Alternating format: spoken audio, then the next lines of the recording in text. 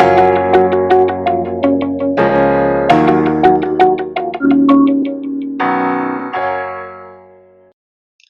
Everyone, welcome to my channel Blaze on Mantra. मैं हूं श्रुति मिश्रा और आज आपके लिए लेकर आई हूं मैक एंटनी सॉलिलोक्वी और ये भी जूलियस सीजर से है। मेरा जो प्रीवियस जूलियस सीजर वीडियो था उसमें मैंने ये देखा है कमेंट्स में कि बहुत सारे लोगों के लिए ये वीडियो काफी हेल्पफुल रहा है, इसलिए मैं ये दूसरा वीडियो बना रही हूँ जहां पर हम फिर से एक मार्क एंटनी के स्पीच को एनालाइज करेंगे, उसको समझेंगे और उसके फाइनल एस्पेक्ट्स को देखेंगे।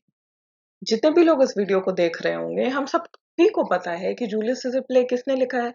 विलियम शेक्सपियर ने लिखा है। और विलियम शेक्सपियर कौन है? He is the most famous and the most renowned play right, author, poet in English literature.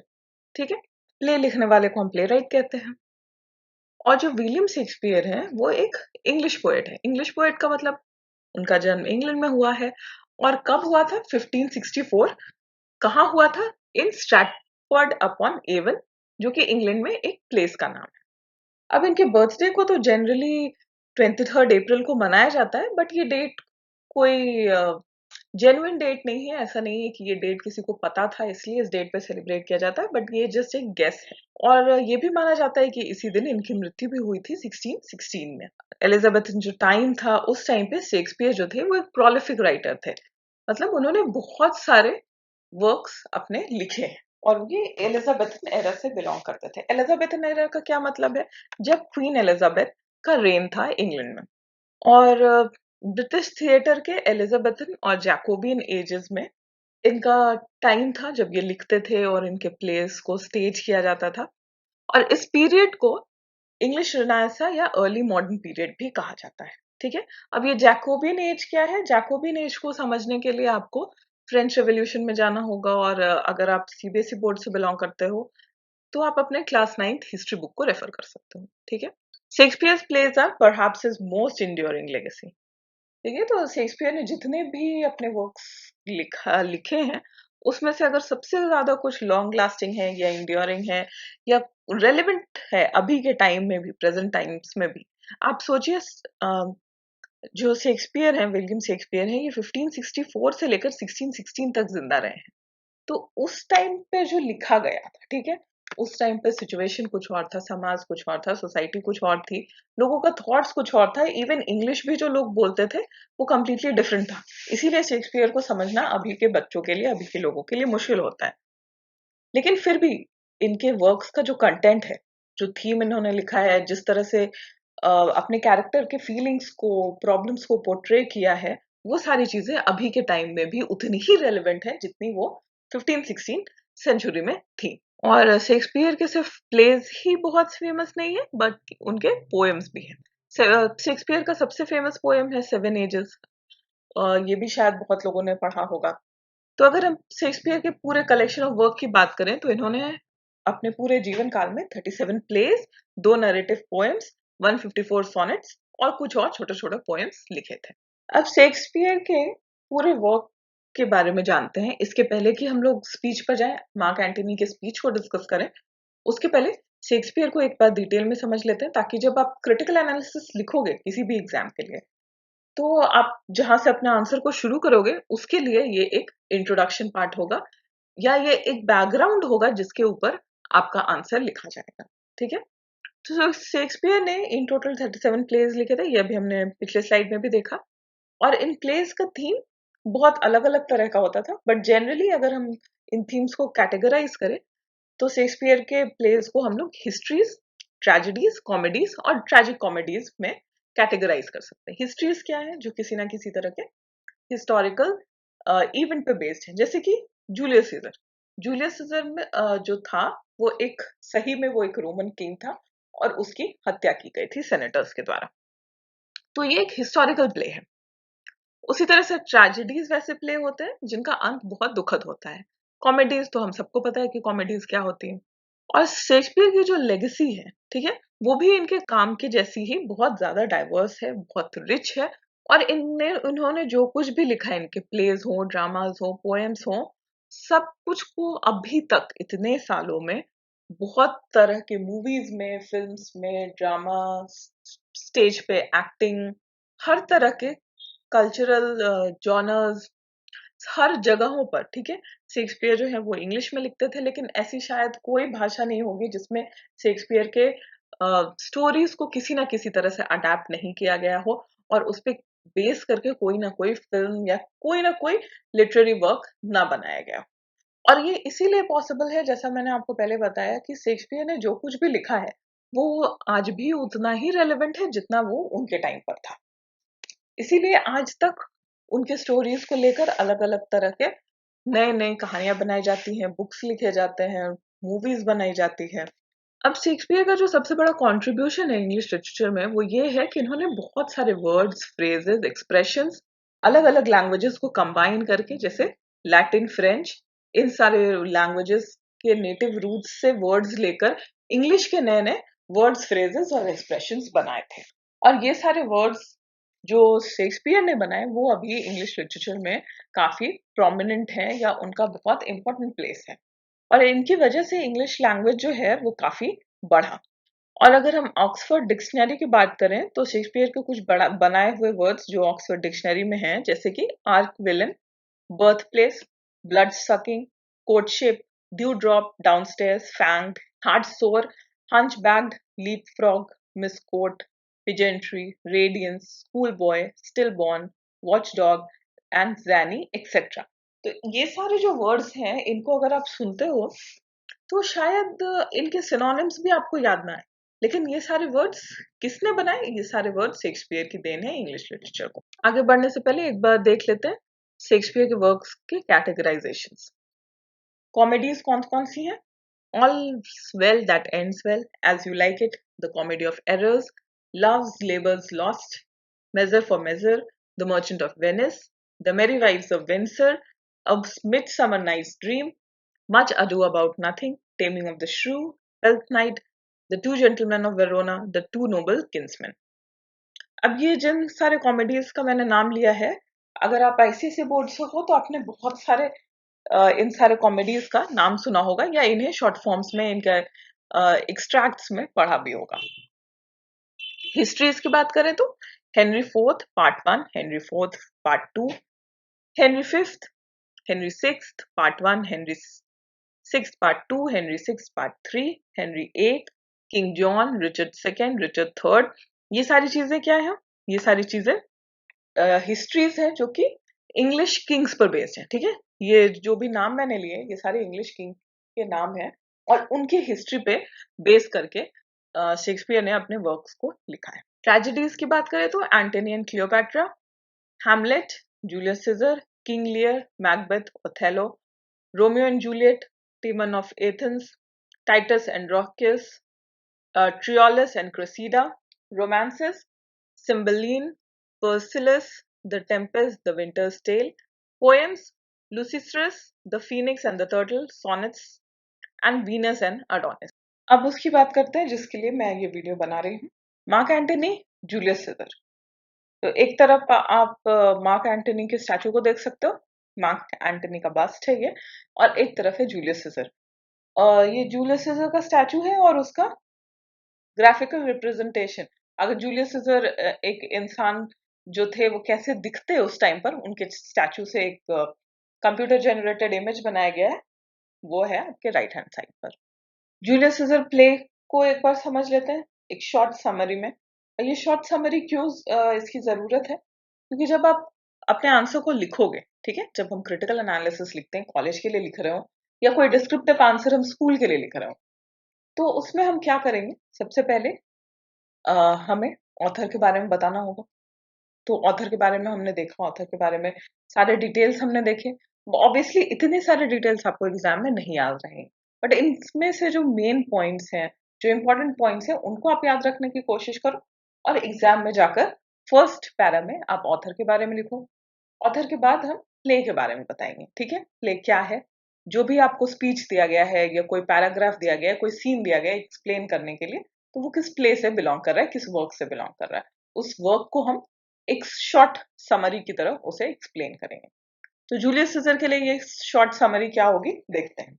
Jealous conspirators convince Caesar's friend Brutus to join their assassination plot against Caesar.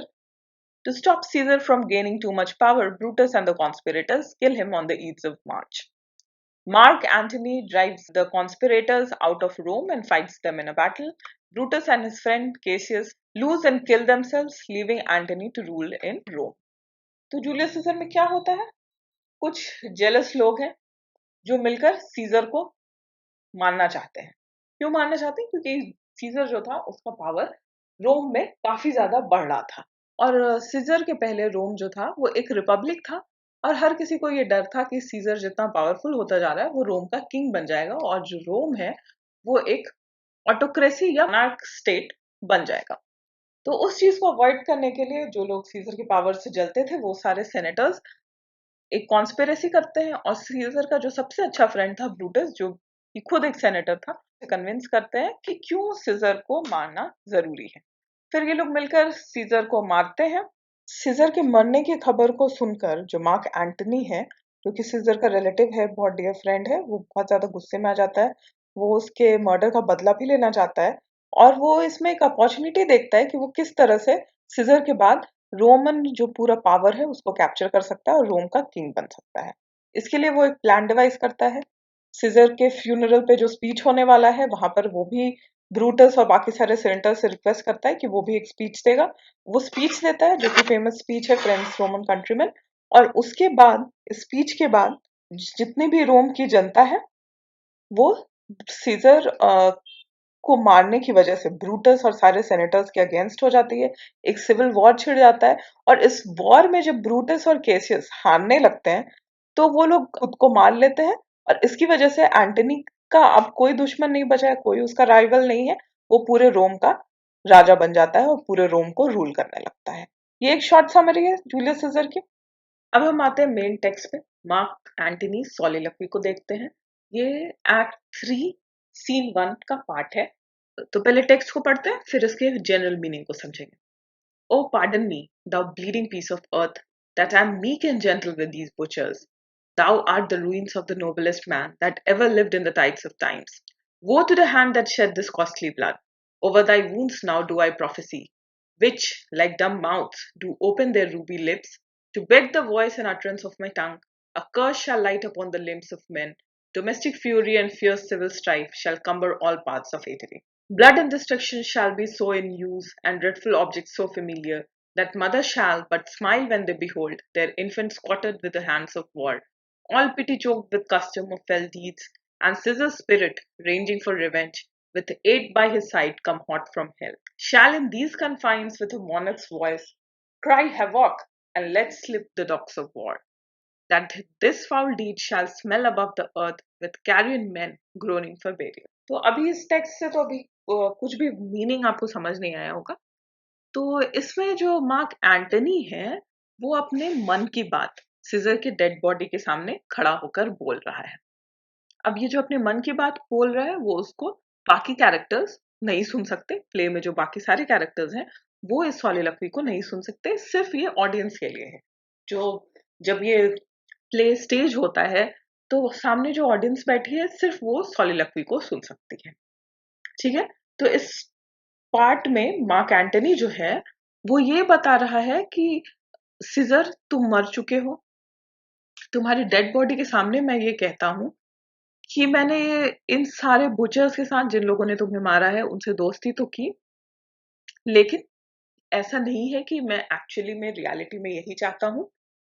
मैं यहाँ तुम्हारे सामने खड़े होकर, तुम्हारे dead body के सामने खड़े होकर ये प्रोफेसी करता हूं कि पूरे रोम में एक ऐसा टाइम आएगा जब हर तरफ ब्लड शेड होगा, हर तरफ वॉर होगा और वो वॉर इतना भयंकर होगा, इतना हॉरिबल होगा कि जब मदर्स अपने छोटे बच्चों को वॉर में मरते हुए, कटते हुए देखेंगी तब उनके फेस पे स्माइल होगा।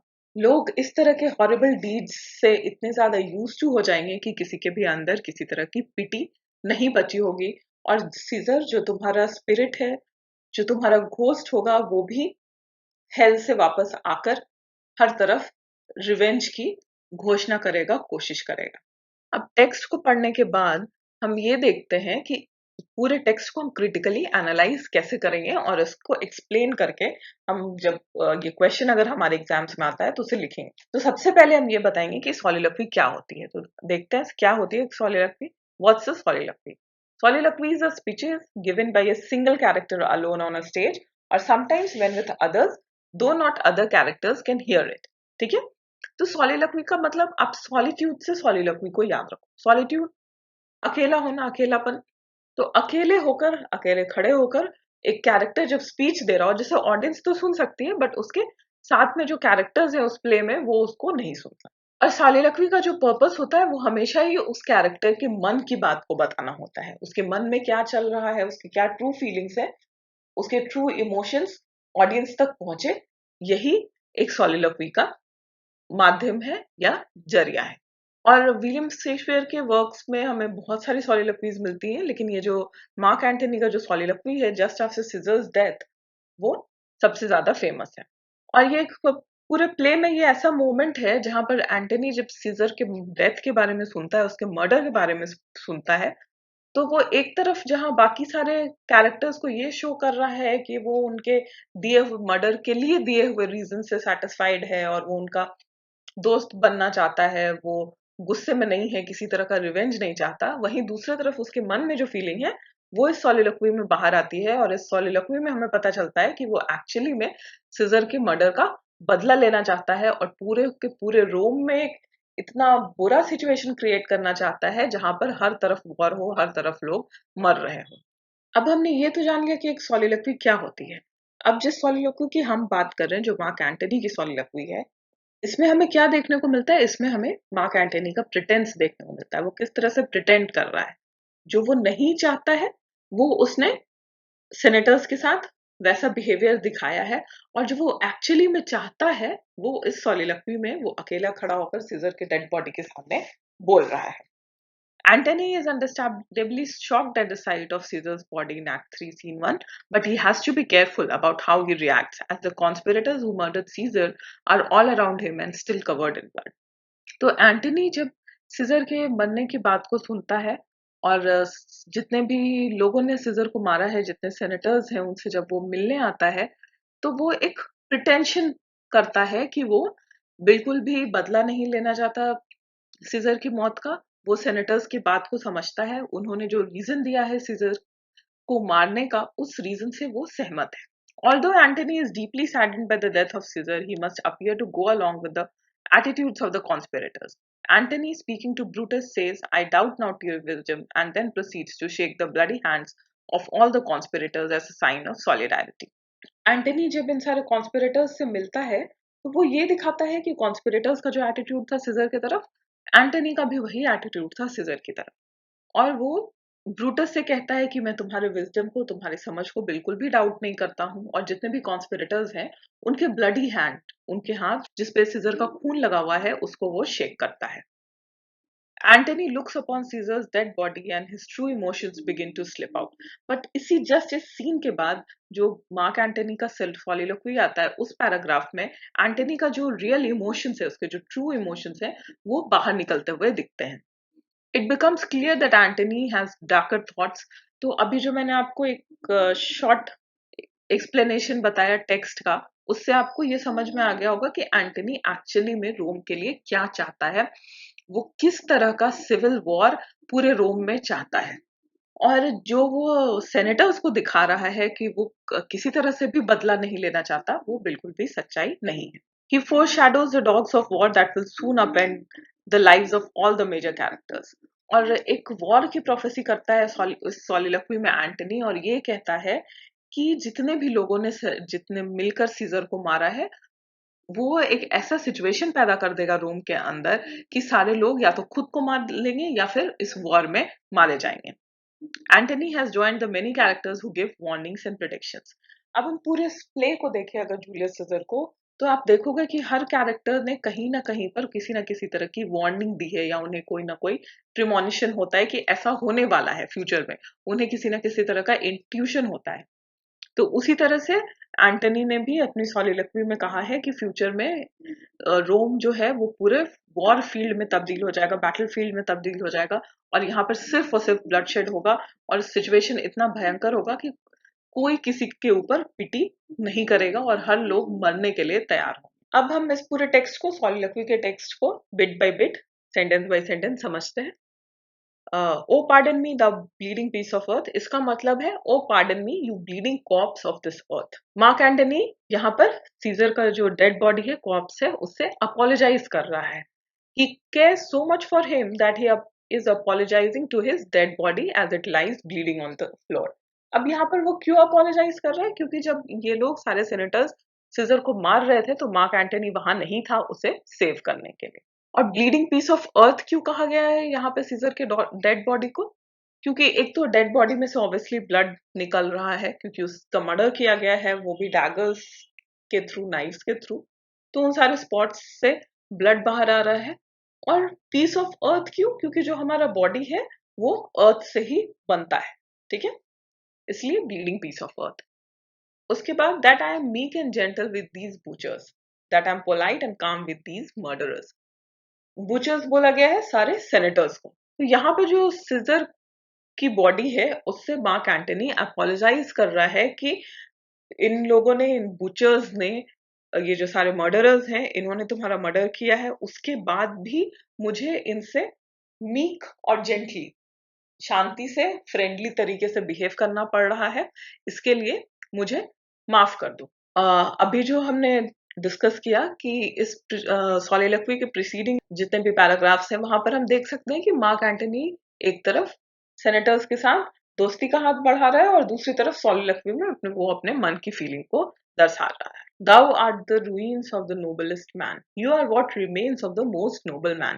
यहाँ पर एंटनी सीजर को मोस्ट नोबल मैन कह रहा है और उसके डेड बॉडी को कह रहा है कि ये ही बस बचा हुआ है, यही जो रूइन है वो अर्थ पे रहने वाले सबसे नोबल इंसान का जो ये रूइन है, बस वही अब इतना बचा हुआ है। That ever lived in the tide of times. That ever lived throughout all the times. तो सीजर जो था वो सबसे नोबल मैन था जो अभी तक पूरे टाइम में, अर्थ के पूरे हिस्ट्री में कभी भी जिंदा रहा हो। Woe to the hand that shed this costly blood. I wish woe upon the person that shed this valuable blood. Antony जो है वो मर्डरर्स को कर्स करता है कि उनके ऊपर कर्स आए जिन्होंने तुम्हारे ब्लड को शेड किया है। Over thy wounds now do I prophesy. Over your wounds now I am seeing the future. तुम्हारे वुंड्स के ऊपर मैं एक प्रेडिक्शन कर रहा हूँ।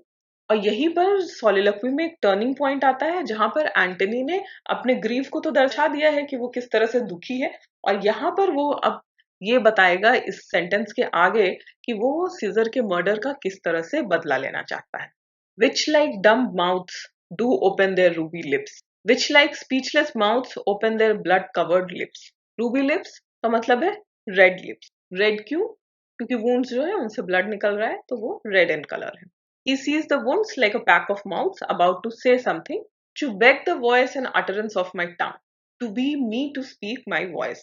अब जो wounds हैं वो तो खुद कुछ कह नहीं सकते, वो डम्ब है, उनकी खुद की वॉइस नहीं है, आवाज नहीं है, तो सीजर को जस्टिस कौन दिलाएगा? सीजर को जस्टिस दिलाने का काम मार्क एंटनी करेगा, और उसके जो वुंड्स हैं उनके लिए बोलेगा कौन, उनकी आवाज कौन बनेगा? उनकी आवाज अब मार्क एंटनी बनेगा। और इसी प्रोफेसी के बाद वो जो मार्क एंटनी है वो जाकर जो फेमस फ्यूनरल स्पीच है वो देता है। A curse shall light upon the limbs of men.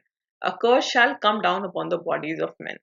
यही प्रोफेसी वो करता है कि एक कर्स इस पूरे रोम को प्लेग कर लेगा।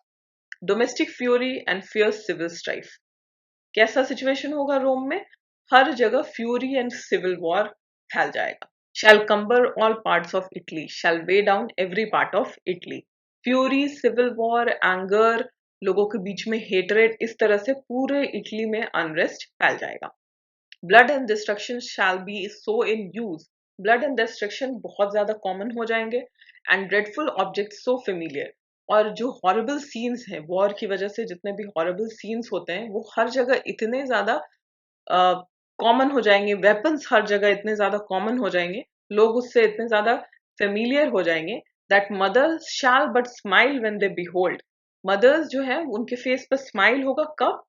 when their infants quartered with the hands of war, जब उनके छोटे छोटे बच्चों को वॉर में पीसेस में काट कर मार दिया जाएगा। तो ये जो पूरा सिचुएशन जो एंटनी डिस्क्राइब कर रहा है वो सुनने में ही बहुत ज्यादा भयंकर है, और इसे जब आप पढ़ते हो तो आपके सामने एक बहुत ही ग्रॉस सिचुएशन ऑफ वॉर सामने आता है, जहां पर हर तरफ ब्लडशेड हो, लोग मरे हुए हो, लोगों के बॉडी ऑर्गन्स कटे हुए हो, इस तरह का पिक्चर सामने आता है।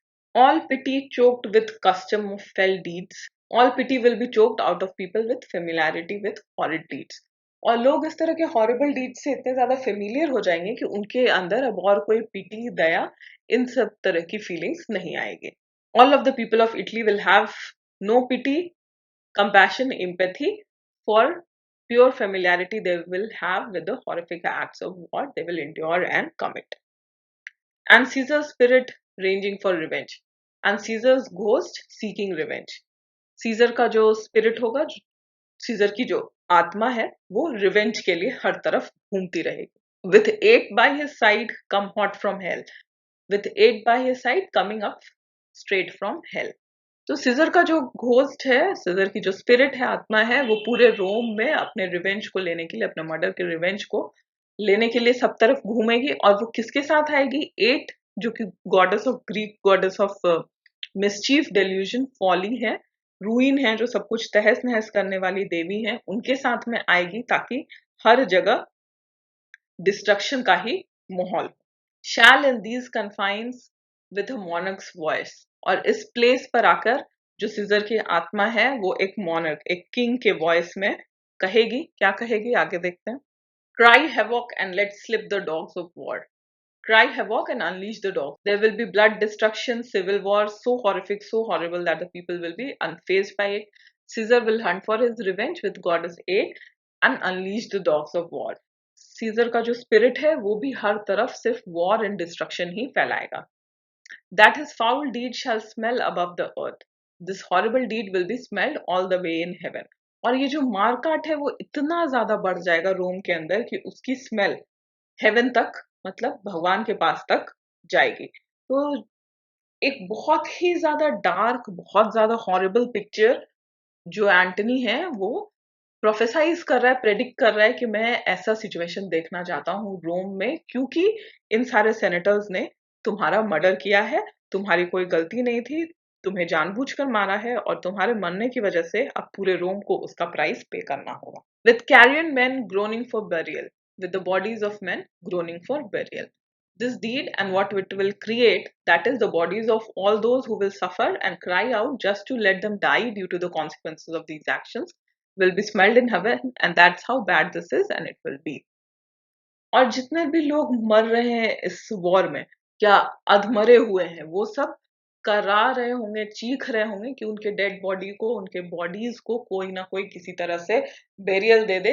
मतलब मरने के बाद भी लोगों को शांति नहीं होगी, क्योंकि उन्हें दफनाने वाला कोई नहीं होगा। इस तरह की डार्क प्रोफेसी एंटनी जो है वो अपने सॉलिलॉक्वी में कर रहा है। अब जब हमने पूरे टेक्स्ट को word by word, sentence by sentence समझ लिया है, तब हम देखते हैं कि जब हम अपने आंसर को खत्म कर रहे हैं तो हम क्या लिखेंगे। हमारा एक कंक्लूडिंग पार्ट होना चाहिए आंसर का, तो उस कंक्लूजन को आप किस तरह से लिखोगे वो यहाँ पर देखते हैं। Having prepared the kindling of rage with his famous speech, Antony lights the fire of people's fury with his presentation of Caesar's will.